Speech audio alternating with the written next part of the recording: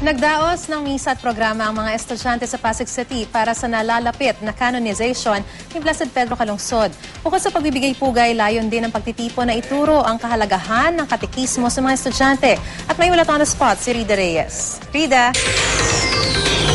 Yes, Marisa, mahigitan na sa 1,000 mga high school students nga mula sa iba't ibang public schools na sumasailalim sa turo ng katekismo ang nagtipon dito ngayon para nga magbigay pugay kay Blessed Pedro Calungsod.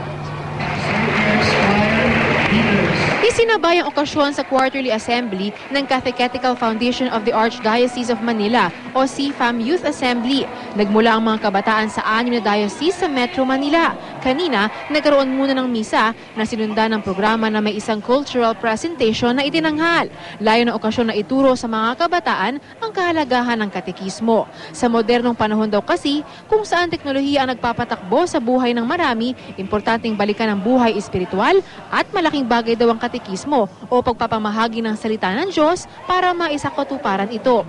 Wala na raw mas gagadawang ehemplo ng isang tunay na katekista kay Blessed Pedro Calungsod na nakatakdang i-canonize bilang santo bukas sa Vatican City. Sa murang edad kasi ni Calungsod na 17 anyos, nagawa niyang isakripisyo ang buhay para ipaliganap ang salita ng Diyos.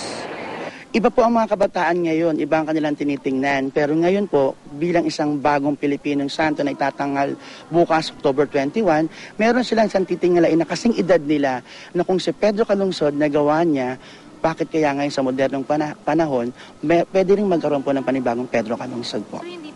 Siya talaga yung nagiging gabay sa mga kabataan, nagiging magandang impluensya sa... Hindi naman kailangan mamatay, katulad ni Pedro Calungsod.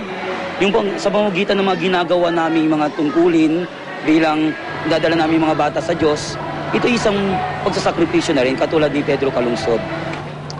Okay, Marisa, lingid sa kaalaman ng marami ay hindi lang naman limitado sa word of mouth ang pagkakatekismo. Katunayan, meron nga raw silang tinatawag na digital catechism kung saan ilan sa mga catechist nila ay gumagamit ng social media gaya na lamang ng Facebook o kaya naman ay Twitter para mag-post ng kanilang blogs o mga articles at ito raw ang kanilang paraan para magpahayag ng salita ng Diyos. Maris?